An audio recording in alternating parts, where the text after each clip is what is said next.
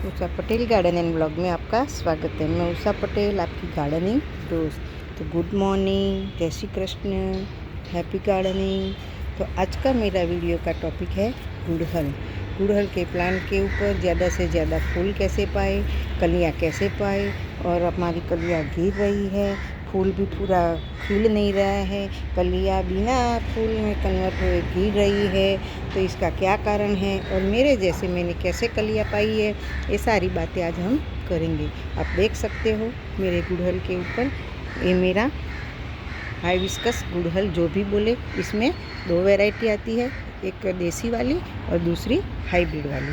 मेरे सारे गुड़हल पे आप देख सकते हो कि कितनी ढेर सारी कलियाँ बनी हुई है, चाहे हाइब्रिड हो चाहे देसी वाला हो। तो पहले मैं आपको मेरा गुड़हल दिखा दूँ कि सारे गुड़हल पे मेरे कलियाँ बनी हुई है, कितनी ढेर सारी। और दूर से भी देखो कितना लाल लाल फूल दिख रहा है। दूसरा मेरे पास इधर है, एक वाइट वाला है। मुझे गुड़हल का बहुत शौक़ है और मेरे साथ गुड़हल को भी बनता भी अच्छा है। तो सारे गुड़हल में आप देख सकते हो कलियाँ ही कलियाँ, कलियाँ ही कलियाँ बनी हुई है। एक भी डाली ऐसी नहीं है कि इसमें कली ना बनी हुई है। तो चलो आ जाते हैं टॉपिक पर। इसमें क्या करना है, तो सबसे पहले गुड़हल एक हैवी फीडर प्लांट है, क्योंकि आपको पता है जो भी ज़्यादा काम करता है तो ज़्यादा खाना पड़ता है। ऐसे ही गुड़हल हमारे 365 दिन, जब थोड़ी बहुत ज़्यादा ठंड होती है और वो डोरमेंसी में जाता है, तभी थोड़ी फूल की संख्या कम होती है, लेकिन हमें 365 दिन ये प्लांट हमें फूल देता रहता है। तो ये जो भी काम ज़्यादा करे वो ज़्यादा खाए। तो गुड़हल भी एक ऐसा प्लांट है, हैवी फीडर है, तो इसको हर 15 दिन में हमें खाद देनी पड़ती है। दूसरा क्या करना है, जब भी हम खाद डालें हर 15 दिन में थोड़ी थोड़ी सी चेंज करके हमें डालना है, क्योंकि हम भी जैसे सुबह हर रोज़ दाल चावल सब्जी रोटी एक ही खाना खा खा के कितना बोर हो जाता है। बच्चे भी बोलते हैं मम्मी अब कुछ और नया बनाओ। ऐसे ही हमारा प्लांट का भी है, हमारा जीवन और प्लांट का जीवन सेम है। उनको भी हमें जब भी खाद देनी है थोड़ी थोड़ी हमें चेंज करके देने की, तो क्या होता है हमारा प्लांट खुश हो जाएगा और ये कलियाँ इतना ढेर सारा फूल देता है। दूसरी बात आती है कि जैसे ही मौसम ज़्यादा चेंज होती है, ठंडी में से गर्मी होती है, गर्मी में से ठंड होती है, वैसे हमारे बच्चे भी बीमार होती है कि होली के टाइम, क्योंकि पहला बहुत ठंड है फिर आती है गर्मी, तो जैसे बच्चे बीमार हो जाते हैं, ऐसे हमारा प्लांट का भी है कि प्लांट के ऊपर कीड़ियाँ मतलब चींटियाँ, स्पाइडर कुछ ना कुछ अटैक करता रहे, सफ़ेद मक्खियाँ। तो हमें इसका भी खास ख्याल रखना है कि हमारे प्लांट के ऊपर किसी ने अटैक नहीं कर दिया है। दूसरा अब आती है खाद। और तीसरा जब हमें गुड़हल की मिट्टी बनाए, बहुत वेल ड्रेन मिट्टी बनानी है। और अब जब गर्मी की मौसम आती है तो क्या होता है, हम ज़्यादा पानी डालते हैं तो भी हमारी कलियाँ गिर जाती है, कम पानी डालते हैं तो भी हमारी कलियाँ गिर जाती है। तो ख़ास हमें पानी का ख्याल रखना है, नहीं अंडर वाटरिंग करना है, नहीं ओवर वाटरिंग करना है, पर मॉइस्चर लेवल हमें हमेशा बना के रखना है। जो मिट्टी एकदम से सूख जाती है तो भी कलियाँ गिर जाती है, प्लांट शॉक में चला जाता है। बार बार अंडर वाटरिंग ओवर वाटरिंग की वजह से भी हमारा प्लांट शॉक में चला जाता है। तो अभी गर्मी की मौसम में भी हमें खास पानी का ख्याल रखना है कि मॉइस्चर लेवल बना के रखना है। दूसरा, ये प्लांट जो है उसको अच्छी सी धूप पसंद है, लेकिन जब बहुत गर्मी हो जाती है, हमारे अहमदाबाद में तो 40, 41 और 45 तक जाता है, तभी हमें क्या करना है, उसको सुबह की धूप देना है या शाम की धूप देना है। दोपहर की धूप से हमें बचाना है। और ऐसा नहीं करते तो जो बड़े बड़े पेड़ हैं इसके नीचे रख देना है। सारे प्लांट को हम इकट्ठे करके एक दूसरे के मुख में रख सकते हैं, ये भी नहीं कर सकते। आपके पास टाइम है और जगह है तो आप ग्रीन नेट के नीचे भी रख सकते हो। अब आती है खाद। तो मैंने 15 दिन पहले ही एक खाद डाली थी। मैं हर 15 दिन में ये वर्मी कंपोस्ट तो डालती रहती हूँ। मैं आपको 2-3 खाद बताऊँगी कि जिससे मैं डालती रहती हूँ। और अभी गर्मी आई है तो हमें केमिकल खाद का कोई यूज़ नहीं करना है। मैं ठंड की मौसम में अच्छे से मैं DAP और NPK का यूज़ करती हूँ, लेकिन जैसे ही मार्च महीना शुरू हो जाता है, गर्मी शुरू हो जाती है, मैं केमिकल का अवॉइड करती हूँ। तो हर 15 दिन में मैं वर्मी कंपोस्ट तो डालती हूँ। गाय का गोबर है, वर्मी कंपोस्ट है, जो भी आपके पास अवेलेबल है, आप हर 15 दिन में गमले के हिसाब से एक मुट्ठी तो डालना ही है। इसके साथ साथ मैं और क्या डालती हूँ ये भी बताऊँ। इसके साथ साथ पहले मैं गाय का गोबर ऐसे ही डालती थी, लेकिन अब गर्मी की मौसम आ गई है तो मैं गाय का गोबर का मैं ऐसे लिक्विड रूप में उसको देती हूँ। गाय के गोबर में नाइट्रोजन की अच्छी मात्रा होती है, फॉस्फोरस और पोटास की भी अच्छी मात्रा होती है।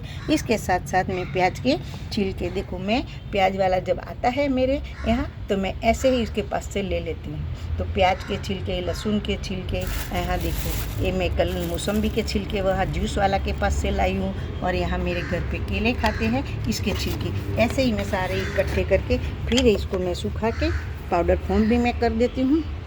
इसके अंदर सारे मतलब फ्रूट के छिलके हैं, तो जब अच्छे से सूख जाते हैं तो मैं उसको मिक्सी में पीस के ये भी तैयार कर लेती हूँ। इसके साथ साथ मैं चाय, हमारे घर में जो चाय बनती है वो चाय भी मैं अच्छे से सुखा के रखती हूँ। और जो भी चाय का क्या होता है कि हमारी जो मिट्टी होती है उसको भुरभुरी बनाता है। दूसरा हमारे जो गार्डन में हम पानी डालते हैं, सबके यहाँ पानी जो आता है इसमें क्षार की मात्रा ज़्यादा होती है।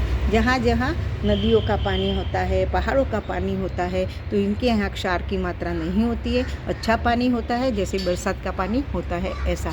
तो क्या होता है हमारी जो मिट्टी होती है अनक्लाइन हो जाती है। तो जो भी प्लांट हमारे फूल वाले हैं उसको एसिडिक सॉइल पसंद है, तो जो चाय की भुक्की होती है यूज की हुई वो भुरभुरी बनाता है, साथ में साथ हमारी मिट्टी को एसिडिक भी बनाता है। इसके लिए हमें क्या करना है, वो में जो नींबू के छिलके होते हैं हर 15-20 दिन में आप अपने गमले में ऐसे सुखा के छोटे छोटे टुकड़े करके आप पानी में भिगो के, ऐसे पानी में भिगो के भी डाल सकते हो, जैसे प्याज के भिगोए हैं ऐसे आप इसको इसके साथ इसको भी भिगो के डाल सकते हो, और फिर सुखा के आप इसको गमले में भी डाल सकते हो। तो मैंने आज आपको ऐसी कुछ खाद दिखा दी है कि आप इसको, जो मेरे घर में ही है, इसके साथ साथ जैसे हमारी ह्यूमन बॉडी होती है, हम दाल चावल सब्जी रोटी तो खाते हैं, फिर भी कभी कभी हम बीमार हो जाते हैं, कुछ ना कुछ, जैसे हमारे पैर दुखते हैं, सिर दुखते हैं, शरीर में ऐसा होता है, बदन दर्द होता है, तो हम डॉक्टर को बताते हैं, तो डॉक्टर बोलते हैं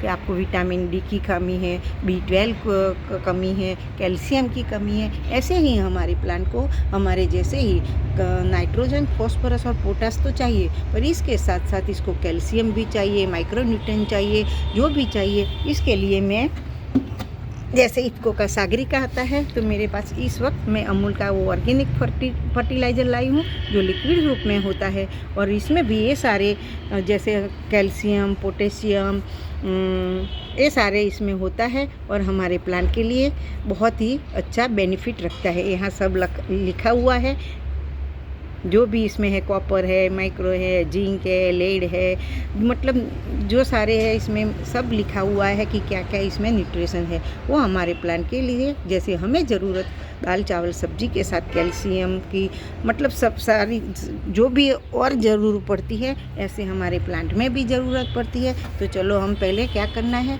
जब भी हमें खाद देनी है तो हमारे प्लांट को एक दिन पानी को लिए छोड़ देना है, अच्छे से प्लांट में गुडाई कर देनी है। देखो आप देख सकते हो कि मेरे प्लांट की मिट्टी, आप देखो मैं ऐसे ही हाथ से भी गुडाई कर सकती हूँ, इतनी भुरभुरी मिट्टी है, एक चिकनी मिट्टी नहीं है, बिल्कुल भुरभुरी मिट्टी है। तो ऐसे ही भुरभुरी मिट्टी हमें बनानी है। दूसरा क्या करना है, अब भुरभुरी मिट्टी को गुडाई करके फिर हमें अच्छे से वर्मी कंपोस्ट देना है।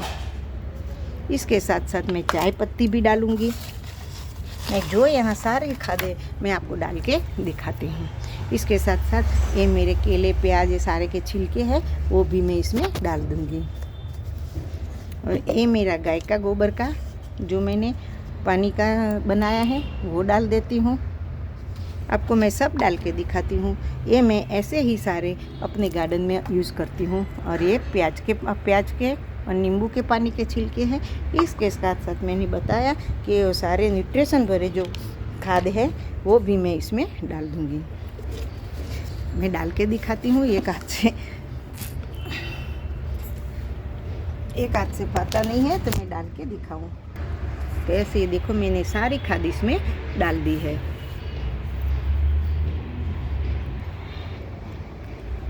तो आप देख सकते हो मैंने सारी खाद इसमें डाल दी है। आप भी ऐसा ही हर 15 दिन में अपने प्लांट को कुछ ना कुछ खिलाते रहिए, तो ही हमारा प्लांट हमें इतना अच्छे से फ्लावरिंग करेगा।